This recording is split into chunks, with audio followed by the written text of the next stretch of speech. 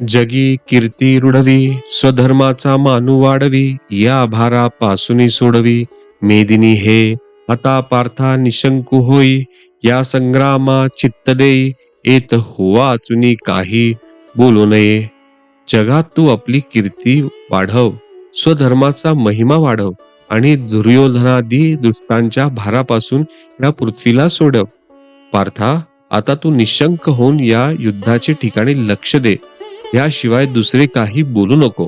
हे अनुपरोध मत माझे, जिही परमादरे स्वीकारिजे, श्रद्धापूर्वक अनुष्ठिजे धनुर्धरा, तेही सकळ कर्मी वर्ततू, जाण पा कर्मरहितो, म्हणून हे निश्चितू करणीयागा.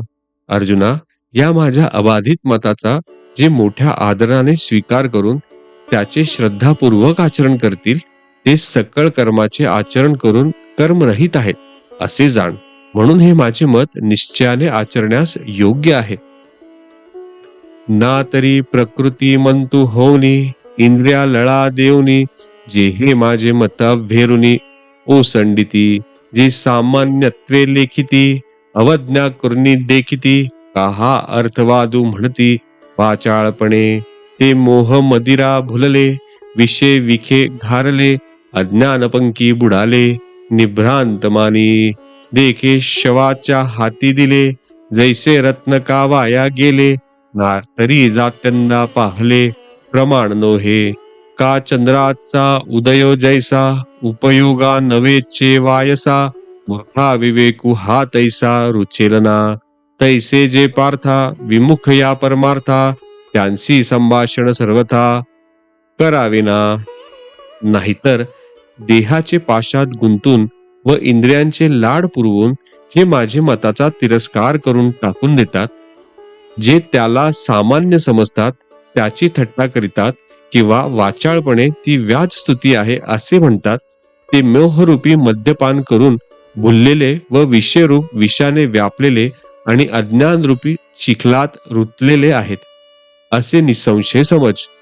पहा की प्रेताच्या हाती दिलेले रत्न जसे वाया जाते किंवा जन्मांधाला उजाडलेले तरी त्या प्रकाशाचा जसा काही उपयोग होत नाही, अथवा चंद्रप्रकाश ज्याप्रमाणे कावळ्याच्या उपयोगी पडत नाही, त्याचप्रमाणे जे मूर्ख आहेत त्यांना हा विचार रुचत नाही. तसेच पार्था, जे जन या परमार्थापासून पराडमुख आहेत त्यांच्याशी भाषण सुद्धा करू नये.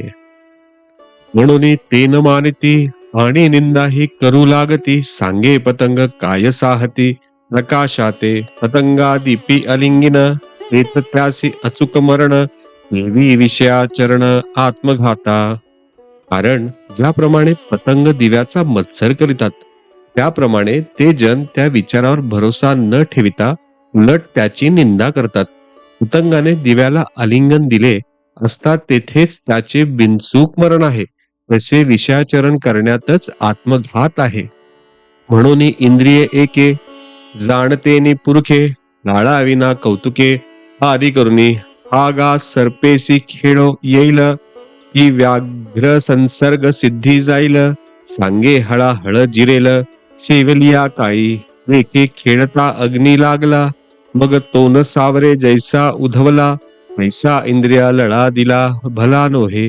एरवी तरी अर्जुना या शरीरा पराधीना, हा नाना भोगरचना मिळवावी, आपण सायासे करुणी बहुते, सकळ ही समृद्धी जाते, उदो असतू या देहाते प्रतिपाळावे का, सर्वस्वे शिणुनी येथे अर्जवावी संपत्ती जाते, तुम्ही स्वधर्मू सांडुनी देहाते, पोखावे काही, मग हे तव पांच मिळावा, शेकी अनुसरेल पंचत्वा, हे वेळी केले ते गिवसावा, शिणू आपला, म्हणून केवळ देह भरण, हे जाणे उघडी नागवण, या लागी येत अंतःकरण देयावेना.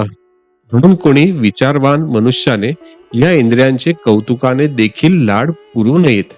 अरे असे पहा, सर्पाबरोबर खेळता येईल का, किंवा वाघाचा संवाद सिद्धीस जाईल का, अथवा हलहल विष प्राशन केले तर ते जिरले का, सांग पाहू. हे पहा, बुद्धिपूर्वक नव्हे परंतु सहज खेळताना जरी अग्नी लागला तरी तो जसा भडकल्यावर आवरत नाही, तसे कौतुकाने इंद्रियांचे लाड पुरवणे चांगले नाही. अर्जुना, वास्तविक पाहता हे शरीर पराधीन गुणाधीन जर आहे, तर त्याच्याकरिता यत्नाने विषयभोग मिळवण्याची खटपट का करावी? पुष्कळ यत्न करून आणि सर्व गोष्टी संपादन करून या देहाचे अहोरात्र लालन का करावे? या ठिकाणी सर्व परिश्रम करून पुष्कळ संपत्ती मिळवून व धर्माचा त्याग करून केवळ देहाचे पोषण करावे का? मग हे पंचतत्वाचे झालेले शरीर शेवटी पंचतत्वातच जाऊन मिळाल्यावर त्यावेळी आपण केलेली खटपट कोठे शोधीत बसावे? म्हणून केवळ शरीर पोषण करणे म्हणजे प्रत्यक्ष हानी आहे असे समज. ह्याकरिता त्याच विचारात सर्व लक्ष ठेवू नये.